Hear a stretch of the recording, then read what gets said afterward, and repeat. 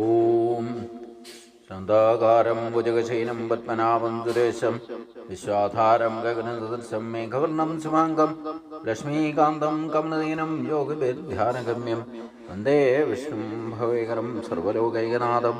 ഓ നമോ ഭഗവതേ വാസുദേവായ, നമോ ഭഗവതേ വാസുദേവായ. ഓം ശ്രീകൃഷ്ണായ പരബ്രഹ്മണേ നമഃ. എല്ലാ സജ്ജനങ്ങൾക്കും ഗുരുവായൂരപ്പൻ്റെ നാമത്തിൽ സാഷ്ടാംഗ പ്രണാമം. ശ്രീകൃഷ്ണ ചരിതാമൃതത്തില് ശിശുപാല മോക്ഷം ആണ് നാം ചിന്തിച്ചു കൊണ്ടിരിക്കുന്നത്. അഗ്രപൂജയ്ക്കായിക്കൊണ്ട് ശ്രീകൃഷ്ണനെ ക്ഷണിച്ച് അർഘ്യപാദാദികളെല്ലാം നടന്നുകൊണ്ടിരിക്കുമ്പോൾ തന്നെ ശിശുപാലൻ ആ സഭയിൽ ഉറക്കത്തന്നെ എല്ലാവരും കേൾക്കുന്ന വിധത്തിൽ ഭഗവാനെ അപമാനിച്ചുകൊണ്ട് നിന്ദിച്ചുകൊണ്ട് സംസാരിക്കാൻ തുടങ്ങി.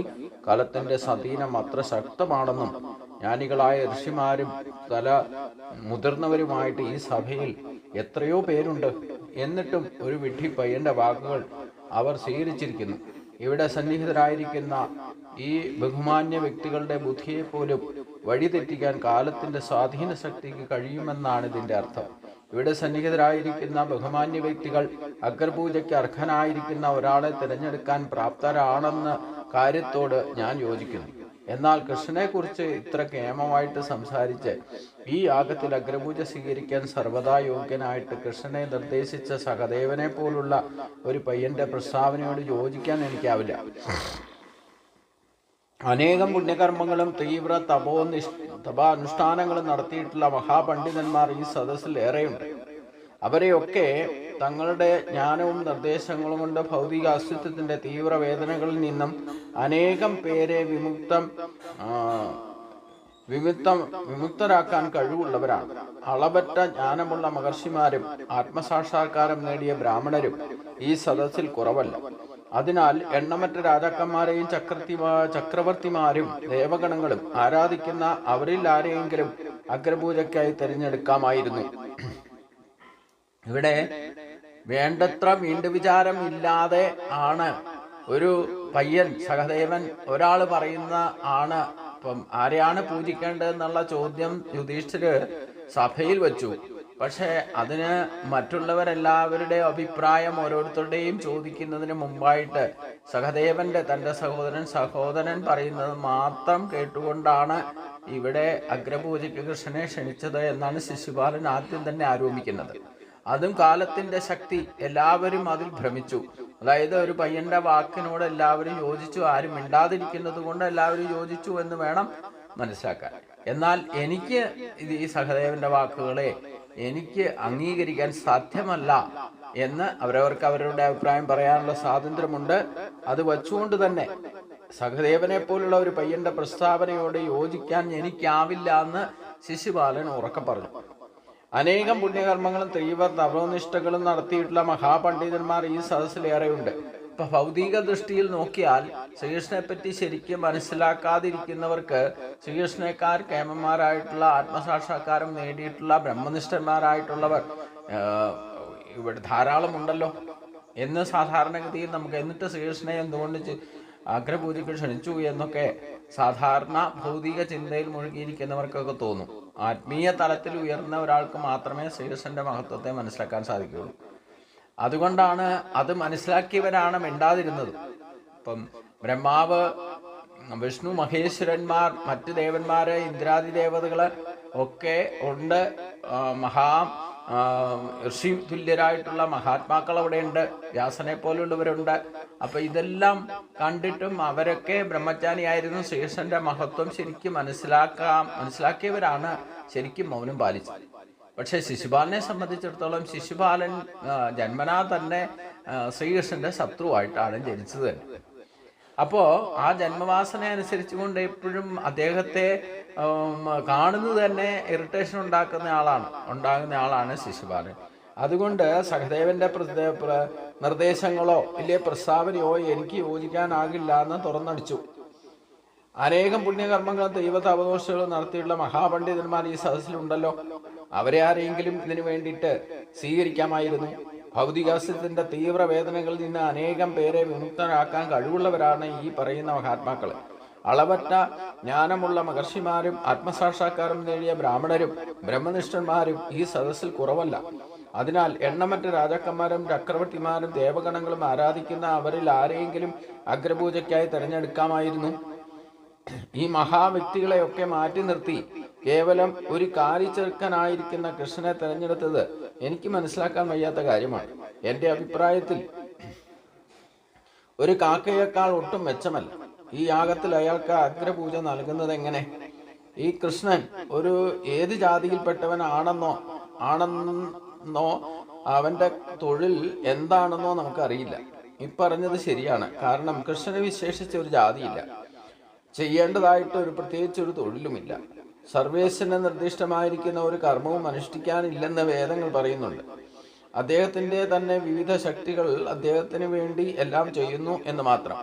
അതേപ്പറ്റി ബോധമില്ലാത്തത് കൊണ്ട്, ആ വേദജ്ഞാനോ വേദാന്തിയോ ഒന്നും അല്ലാത്തത് കൊണ്ട് ശിശുപാലൻ പിന്നെ ഒരു കാര്യം എപ്പോഴും നമ്മൾ മനസ്സിലാക്കണം, എത്ര ജ്ഞാനിയായിരുന്നാലും വേണ്ടില്ല, നമ്മളുടെ ജന്മനാലായിട്ട് ആരെങ്കിലും നമ്മൾ ശത്രുഭാവത്തിൽ കാണുന്നുണ്ടെങ്കിൽ അവരുടെ എന്തൊക്കെ അവരെത്ര നല്ല കാര്യം പറഞ്ഞാലും അതിനൊക്കെ ഒരു പഴുത് കണ്ടെത്തിയിട്ട് അവരെ കുറ്റം പറയാൻ നമ്മൾ ശ്രമിക്കുന്നതാണ്. അതാണ് ഇവിടെ ശിശുപാലൻ്റെ സ്വഭാവം. പൊതുവേ എത്രയായിട്ട് നമുക്ക് ഇപ്പം ജന്മ ആത്മബന്ധത്തിൽ നിന്നുണ്ടാകുന്ന അനുകൂല ഭാവമുണ്ട്, പ്രതികൂല ഭാവമുണ്ട്. നമുക്ക് യാതൊരു പരിചയമില്ലെങ്കിൽ പോലും ചില ആൾക്കാരെ കാണുമ്പോൾ അവരോട് ജന്മനാൽ തന്നെ പണ്ട് ശത്രുത ഉള്ളതുപോലെ പെരുമാറും. എത്ര യോജിക്കാൻ ശ്രമിച്ചാലും അവരുടെ അഭിപ്രായങ്ങളുടെ ഒരു കാര്യത്തിൽ എത്ര നല്ല കാര്യം ചെയ്താലും അവരോട് യോജിക്കാൻ തോന്നില്ല. കാരണം അത് പൂർവ്വജന്മ ശത്രുഭാവമാണെന്നർത്ഥം. അത് അതേപോലെ ചിലരോട് കണ്ട മാത്രമേ തന്നെ അവരോട് അടുപ്പം തോന്നാം. പിന്നെ അടുപ്പം വളർന്നും വരാം. അതും പൂർവ്വജന്മ ബന്ധം കൊണ്ട് ആത്മബന്ധത്തിൽ നിന്നുണ്ടാകുന്നതാണ്. അപ്പം ഈ ഒരു മനോഭാവം വെച്ചുകൊണ്ട് നമ്മൾ മുൻവിധിയോടുകൂടി ഒരാളെ സമീപിച്ചാൽ പിന്നെ ബാക്കിയുള്ളവരൊക്കെ എത്ര നല്ല അഭിപ്രായം പറയുകയും ആ വ്യക്തി മഹൽ വ്യക്തിയാണ്, മറ്റുള്ളവർക്ക് വേണ്ടി ലോക നന്മയ്ക്ക് വേണ്ടിയിട്ട് എന്തൊക്കെ കാര്യങ്ങൾ ചെയ്തിരുന്നാലും വേണ്ടില്ല, എത്രയൊക്കെ ഇതൊക്കെ അറിയാമെങ്കിലും പോലും അത് അംഗീകരിക്കാൻ തയ്യാറല്ലാത്ത ചില വിരുദ്ധ ശക്തികളുണ്ട്. അതിലൊരാളാണ് ഈ ശിശുപാലനും. ജന്മനാ തന്നെ ശ്രീകൃഷ്ണനെ ആയിട്ട് ശത്രുഭാവത്തിലുള്ള ആളാണ്. അതുകൊണ്ട് അദ്ദേഹത്തിന്റെ അഭിപ്രായത്തിൽ അത് തന്നെ അദ്ദേഹം പറഞ്ഞു, എൻ്റെ അഭിപ്രായത്തിൽ ഒരു കാക്കയേക്കാൾ ഒട്ടും മെച്ചമല്ല. ഈ യാഗത്തിൽ അയാൾ അഗ്രപൂജ നൽകുന്നത് എങ്ങനെ? ഈ കൃഷ്ണൻ ഏത് ജാതിയിൽപ്പെട്ടവനാണെന്നോ, ഭഗവാൻ യഥാർത്ഥത്തിൽ ജാതി മതങ്ങളൊന്നുമില്ല, നാമമോ രൂപമോ പ്രത്യേകിച്ചൊന്നുമില്ല, പ്രത്യേകിച്ചൊരു കുലമില്ല. ഇതെല്ലാം പറഞ്ഞത് ശരിയാണ്. കാരണം കൃഷ്ണനെ വിശേഷിച്ച ഒരു ജാതിയൊന്നുമില്ല, ചെയ്യേണ്ടതായിട്ടൊന്നുമില്ല. സർവേശ്വരൻ നിർദ്ദിഷ്ടമായിരിക്കുന്ന കർമ്മവും അനുഷ്ഠിക്കാനില്ലെന്ന് വേദങ്ങൾ പറയുന്നു. സർവേശ്വരന് പ്രത്യേകിച്ച് സ്വധർമ്മം എന്ന് പറയുന്ന പ്രത്യേകിച്ച് ഒരു ധർമ്മമൊന്നുമില്ല, അതൊക്കെ ബാക്കിയുള്ളവർക്കാണ്. അപ്പൊ അദ്ദേഹത്തിന്റെ തന്നെ വിവിധ ശക്തികൾ അദ്ദേഹത്തിന് വേണ്ടിയിട്ട് എല്ലാം ചെയ്യുന്നു. ശിശുപാലൻ തുടർന്നും പറഞ്ഞു, കൃഷ്ണൻ കുലീനനല്ല, അവൻ സർവത്ര സ്വതന്ത്രനാണ്. ധാർമ്മിക ജീവിതത്തിൽ അവൻ ദീക്ഷിച്ചു പോരുന്ന തത്വങ്ങൾ എന്തെന്ന് ആർക്കും അറിയുമില്ല. ധർമ്മതത്വങ്ങളുടെ പരിധിക്കപ്പുറത്താണ് അയാൾ എന്ന് തോന്നുന്നു. ദൈവിക അനുശാസനങ്ങളെയോ നിയമാക തത്വങ്ങളെയോ വകവയ്ക്കാതെയാണ് എന്നും അയാളുടെ പ്രവർത്തനങ്ങൾ. അതിനാൽ സദ്ഗുണങ്ങളൊന്നുമില്ലാത്തവനാണ് അയാൾ. കൃഷ്ണൻ വേദാനുശാസനങ്ങളുടെ പരിധിക്കുള്ളിലല്ല എന്ന ശിശുപാലന്റെ പ്രസ്താവന വാസ്തവത്തിൽ പരോക്ഷമായ സ്തുതിയാണ്. അദ്ദേഹം പൂമാനായകയാൽ ഈ പ്രസ്താവന ശരിയാണ്. അദ്ദേഹം ഗുണവാനല്ല എന്ന് പറഞ്ഞാൽ പ്രത്യേകിച്ചൊരു ഗുണവും കാണിക്കാത്തതാണ്. അപ്പൊ ഭൗതിക ഗുണങ്ങളൊന്നും മേയമില്ലാത്തവനാണ്. പരമപുരുഷനാകയാൽ നടപ്പോ സാമൂഹിക ധാർമ്മിക തത്വങ്ങളോ വകവയ്ക്കാതെ അദ്ദേഹം സ്വതന്ത്രമായിട്ട് പ്രവർത്തിക്കുന്നു. അദ്ദേഹം സ്വയം മൂലപ്രകൃതിക്ക് അതീതമല്ലാതെ മായയ്ക്ക് അതീതനല്ലാതെ പ്രവർത്തിക്കുന്ന സ്വതന്ത്രനായിട്ട് പ്രവർത്തിക്കുന്നത് കൊണ്ട് ഭഗവാനെ സംബന്ധിച്ചിടത്തോളം ശിശുപാലൻ പറയുന്ന കാര്യങ്ങളൊക്കെ സത്യമാണ്. ദൈവികാനുശാസനങ്ങളെയോ സാധാരണക്കാർ പാലിക്കുന്ന നിയമങ്ങളോ യമനിയമങ്ങളോ ഒന്നും ഭഗവാനെ സംബന്ധിച്ച് ബാധകവുമല്ല. അതുകൊണ്ട് ഒരർത്ഥത്തിൽ ചിന്തിച്ചാൽ ശിശുപാലന്റെ പ്രസ്താവന വാസ്തവമാണെന്ന് നമുക്ക് പരോക്ഷമായ ഒരു സ്തുതി തന്നെയാണ്. അദ്ദേഹം പൂമാനാകിയാൽ ആ പ്രസ്താവന ശരിയുമാണ്. അദ്ദേഹത്തിന് പ്രത്യേകിച്ച് ഒരു ഗുണമില്ല. ഗുണാതീതനായിരിക്കുന്ന ആൾക്ക് എന്താ ഗുണം? അദ്ദേഹം ഗുണവാനല്ല. ഈ പരിതസ്ഥിതികൾ യാഗത്തിലെ അഗ്രപൂജ കൈക്കൊള്ളാൻ അവൻ എങ്ങനെ യോഗ്യനാകും? വൈദിക സംസ്കാരം അനുസരിച്ച് ജീവിക്കുന്ന ധാരാളം സമുന്നതർ ജീവിക്കുന്ന മധുരാപുരി ഉപേക്ഷിച്ച് വേദങ്ങളെക്കുറിച്ചുള്ള വർത്തമാനം പോലും ഇല്ലാതെ സമുദ്രത്തിൽ അഭയം പ്രാപിച്ച അവൻ തികഞ്ഞ വിഡ്ഢിയാണ്.